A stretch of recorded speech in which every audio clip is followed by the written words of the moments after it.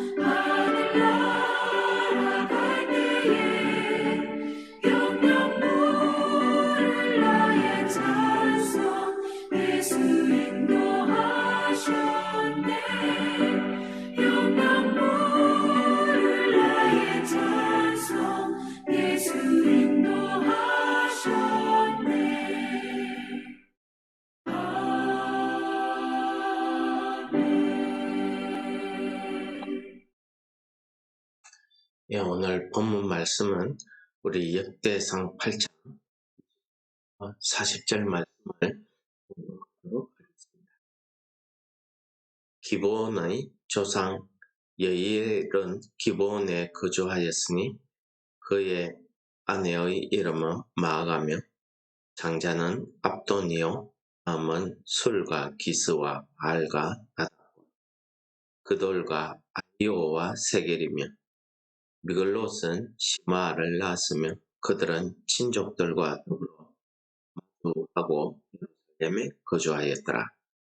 넬은 기스를 낳고 기스는 사울을 낳고 사울은 요나단과 말기수아와 아비나답과 에스바알을 낳았으며 요나단의 아들은 머릿바알이라. 머릿바알은 미가를 낳고 미가의 아들들은 비돈과 멜렉과 다레아와 아스이며 아스는 여호아따를 낳고 여호아따는 알레멧과 아스마웻과 시므리를 낳고 시므리는 모사를 낳고 모사는 비나를 낳았으며 비나의 아들은 라바요 그의 아들은 엘라사요 그의 아들은 아셀이며 아셀에게 6 아들이 있어 그들의 이름은 이스리강과 오그루와 이스마엘과 사아랴와 오바댜와 하나니라. 아셀의 모든 아들이 이러하며 그의 아색의 아들은 이러하니 그의 맏아들은 울람이요 둘째는 여우스요 셋째는 엘리벨렛이며 울람의 아들은 다 용감한 장사요 잘 쏘는 자라. 아들과 손자가 많아 모두 50명이었더라. 베냐민의 자손은 이러하였더라. 예, 오늘 우리가 살펴본 역대상 8장의 후반부의 내용은 한마디로 사울 왕가의 족보 이야기다, 계보다 말씀드릴 수가 있겠습니다. 오늘 사울 왕가의 이 계보의 내용 중에 보시면은 나타나는 사람들이 있는데 그 사람들을 오늘 본문 29절에 보시면은 기브온의 조상이라고 이렇게 이야기하고 있습니다. 기브온 사람들이라고 하면은 우리가 사사시대 때 있었던 일을 떠올리지 않을 그 기브온 사람들이 베냐민 지파에 속해서 살았습니다. 이 기브온 사람들 중에 불량한 불량배들이 있어서 어느 레이인의 첩을 성폭행으로 죽게 만듭니다. 이런 악한 일 때문에 이 레이인이 그 죽은 첩의 시체를 토막내어서 이스라엘 모든 지파에게 보내버립니다. 그 일 때문에 이스라엘의 모든 지파들이 분노하고 일어나서 다 무장하고 베냐민 지파에게 와서 그 불량배들을 내놓으라고 요구합니다. 근데 베냐민 지파가 어떻게 합니까? 그 기브온 사람들을 처벌하지 않고 오히려 그들을 편에 서서 그들을 감싸기 시작합니다. 사실 이 기브온의 출신을 우리가 볼 수 있는 대목이 오늘 본문에 잠깐 등장하는데요. 32절에 미글롯은 시므아를 낳았으며 그들은 친족들과 더불어 마주하고 예루살렘에 거주하였더라. 이 기브온이 원래 모압 사람들입니다. 이 모압 사람들이 그들이 기브온에 이 베냐민에 속하면서 예루살렘에 거주해서 자기들의 친족들과 마주보고 살았다는 것입니다. 그냥 마주보고 살았다는 말이 아니라 적과 적으로 이렇게 마주보고 있었다, 그런 말이 되겠습니다. 그러니까 자기 나라를 등지고 베냐민 이스라엘 쪽을 유대민족 쪽에 와서 살았다, 이 말이지. 이 기브온 사람들을 감싸는 바람에 베냐민 지파가 완전히 멸절을 하는 그런 어두운 역사를 우리가 사사기서에서 읽을 수 있습니다. 이스라엘 백성들이 전부 모여서 멸절당한 이 베냐민 지파를 살리기 위해서 그들이 고심하는 모습도 우리가 사사기서에서 읽습니다. 오늘 등장하는 이 사울, 기스는 사울을 낳고 할 때에 이 사울은 이스라엘의 초대 왕이 됩니다. 이 사울이 이스라엘의 초대 왕이 될 때에 그가 사무엘 선지자에게 고백하는 이야기가 있습니다. 사무엘상에 보시면 우리 집은 내가 속한 지파는 이스라엘 중에 가장 작은 베냐민 지파고 그 중에서도 우리 집은 베냐민 지파 중에 가장 미약하고 그 미약한 집안에 제일 작은 자가 접니다 라고 고백하는 내용이 있습니다. 이거 보면은 사울이 얼마나 겸손했던가 하는 것을 보여주는 대목이기도 하지만은 그 당시에 이 사울이 속한 이 베냐민 지파의 상황을 가르쳐주는 내용입니다. 그만큼 베냐민 지파가 회복되기가 힘들었고 멸절되었다는 거죠. 이런 겸손하고 하나님 앞에 겸손했던 이 사울왕이 왕이 될 때에 하나님께서 그와 함께해서 사울왕에게 하나님의 영이 함께해서 역사하는 힘이 컸습니다. 그래서 사울왕이 전쟁을 할 때마다 승리를 하게 되죠. 결정적인 순간이 뭡니까? 아말렉과의 전쟁에서 사울왕이 하나님께서 아말렉은 진멸하라고 했는데 그 전쟁에서 자기 눈에 좋은 것은 다 남기게 됩니다. 이런 하나님의 불순종의 아주 작은 씨앗이 하나님의 말씀에 불순종하기 시작했더니 그의 마음속에 사울의 왕의 마음속에 교만이 삭트기 시작합니다. 교만이 삭트기 시작하니까 지금까지 자기 마음속에 자리 잡고 있던 하나님의 영이 떠나기 시작합니다. 하나님이 떠난 그 빈자리를 교만이란 죄가 차지하게 되고 거기에 악심이 들려서 사울왕이 아무 죄가 없는 자기 육신적으로는 자기 사이가 되는 다윗을 죽이려고 혈안이 되기 시작합니다. 사울왕이 그러다가 길보아 전투에서 죽게 되죠. 사울왕이 죽게 되는 그 당시에 사울왕의 아들 중에 요나단, 오늘 33절에 등장하는 요나단의 이야기가 등장합니다. 이 요나단이 이 다윗과 친구 사이입니다. 그냥 일반적인 친구가 아니라 나의 생명처럼 사랑하는 다고 이렇게 고백하던 그런 사이였습니다.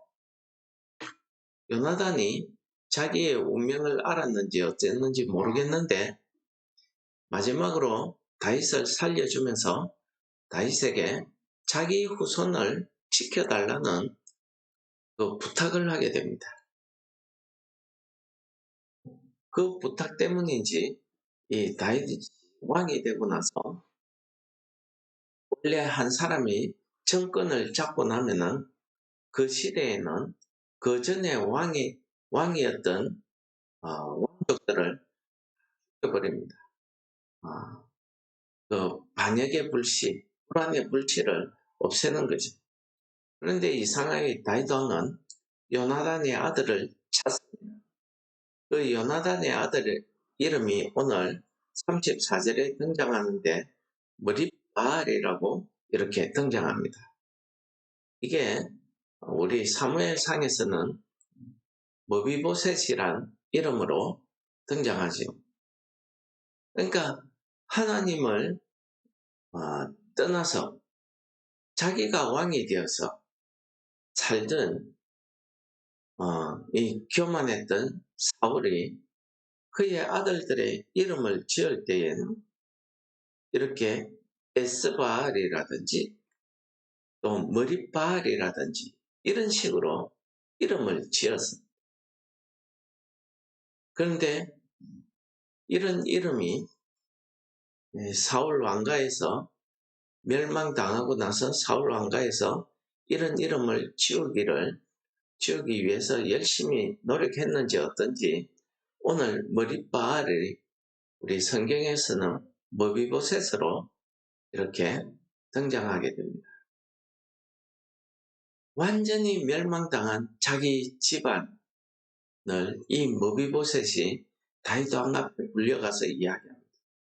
죽은 개 같은 나를 이라는 표현을 쓰죠. 우리 집안이 완전히 멸망하고 당신이 나를 죽여봐 죽여도 아무도 길가에 그냥 가다가 죽은 개 같은 그런 신세가 나다라는 것을 고백하는 말 아니겠습니까? 그런데 오늘 본문 말씀해 보시면은 이 머리빨, 즉 머비보셋의 후손들의 이름이 계속해서 등장합니다. 심지어는 이 이름들 마지막에 보시면은 이들은 다 용감한 장사다, 활을 잘 쏘는 자다 라고 이야기하면서 이들의 아들과 손자가 많아서 모두 150명이나 된다라고 이야기합니다. 물론 이 시대는 바벨론 포로에서 들어온 그 사울 왕의 후손들을 기록하면서 등장한 이름입니다. 그리고 그들의 숫자죠. 우리가 이것 보면은 정말 하나님께서 뜻이는 사람, 그들을 향한 하나님의 사랑이 얼마나 큰지를 보여줍니다. 이 베냐민 지파는 그의 조상 야곱이 반대로 물어뜯는 일이다. 아주 호전적인 그런 지파였습니다. 전쟁도 잘하는, 싸움도 잘하는 그런 지파입니다. 그래서 그런지 이 힘만 믿고 나대다가 다른 지파에게 거의 멸절당하는 이런 멸망해 버렸다고 해도 과언이 아닌 이런 상황에서도 하나님께서 그들의 형제 지파들에게 마음을 열어주셔서 이 베냐민 지파를 다시 이스라엘 중에 그 이름이 남을 수 있도록 다시 살려줍니다. 베냐민 지파 출신의 사울 왕은 어떻습니까? 그가 처음에는 겸손하고 하나님의 영이 그와 함께해서 가는 데마다 승리하고 성공한 삶을 삽니다. 그런데 어느 순간부터 하나님의 말씀을 저버리고 자기가 왕이 되어서 자기 마음대로 교만히 살다 보니 하나님의 영은 어디 가고 없고 악신이 들려서 그가 정신병에 괴로워하던 그의 모습을 성경이 전하고 있습니다. 그러다가 결국 길보아 산에서 적군의 화살을 맞고 죽게 됩니다. 그날 그 전투에서 자기와 자기 아들들이 다 죽어버립니다. 이 멸망당한 이 한 집안의 사울 집안을 하나님께서 머비보셋이란 요나단의 아들을 통해서 다시 일으켰습니다. 오늘 마지막 절에 뭐라고 합니까? 이들은 다 용감한 장사다. 이 용감한 장사라는 소리는 용사, 싸움을 잘하는 용맹한 자들이라는 소리죠. 구체적으로 활을 잘 쏘더라라고 이야기합니다. 그러면서 그들의 숫자가 아들과 손자가 50명이나 되더라 라고 설명하고 있습니다. 한마디로 이 베냐민 지파는, 특히 이 사울 집안은 멸망해 버렸다라고 우리가 표현해도 과언이 아닌데 하나님께서 이들을 끝까지 붙들고 살려주시는 거죠. 그래서 시편 37편에서는 그런 하나님의 은혜를 이렇게 고백합니다. 여호와께서 사람의 길을 정하시고 그의 길을 기뻐하시나니 그는 넘어지나 아주 엎드려지지 아니하고 여호와께서 그의 손으로 붙으십니다. 그렇습니다. 우리 사람의 눈으로 볼 때에는 아이고 저거 이제 망했구나. 저 집안의 남자들이 다 죽었으니 이제 저 집은 망했다. 저 집에는 이제 희망이 없다. 저렇게 쫄딱 망하구나. 우리 사람 눈에는 그렇게 보이지만 하나님께서 기뻐하시는 그 사람, 하나님께서 택하신 그 사람, 하나님께서 그의 손으로 붙드시는 것. 그의 후손은 사람의 눈으로 볼 때에는 넘어지고 엎드려져서 회복이 불가능하다라고 판단되지만, 그러나 하나님께서 그의 손으로 붙들어서 일으키시더라. 이것이 하나님의 은혜입니다. 오늘 바벨론 포로로 끌려가서 쫄딱 망해버린 이 유다 백성들이 그 포로에서 풀려나서 아주 극소수의 사람들이 자기 고국 예루살렘으로 돌아와서 오늘 이 말씀을 기록하며 읽을 때에 그들 자신이 무엇을 생각하겠습니까? 우리가 쫄딱 망했지만 하나님께서 그의 손으로 우리를 붙들고 계시고, 이 하나님의 은혜를 기억하지 않겠습니까? 사람의 길은 자기가 계획하는 것 같아도 하나님께서 그 사람의 걸음을 정하신다고 합니다. 우리가 하나님이 기뻐하시는 그 길을 걸어간다고 하면은 사람 눈에는 엎드려져서 망해버린 것 같지만 하나님께서 그의 손으로 우리의 삶을 붙들어 주실 줄 믿습니다. 이러한 하나님의 은혜가 오늘 하루도 우리 가운데 넘치시기를 축원합니다.